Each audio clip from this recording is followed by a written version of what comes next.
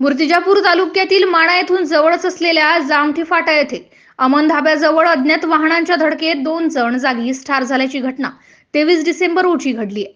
या संदर्भात प्राप्त माहितीनुसार एक दाम्पत्य अकोला येथून अमरावतीकडे टू व्हीलर क्रमांक MH29 BL 6791 ने जात होते। दरम्यान रस्त्यावरील अमन धाब्याजवळ अज्ञात वाहनाच्या धडकेत दोघेही दुचाकीस्वार जागीच ठार झाले। माणा पोलीस स्टेशनचे ठाणेदार सूरज सुरवसे व सहाय्यक ठाणेदार मानकर यांनी घटनास्थळी चौकशी केली असता त्यांच्या खिशातून आधार कार्ड निघाल्याने मृतक हे निलेश रामदास मेश्राम व 21 वर्षे व प्रिया निलेश मेश्राम व 19 वर्ष हे दोघेही पती पत्नी अज्ञात वाहनाच्या धडकेत जागीच ठार झाल्याचे निष्पन्न झाले।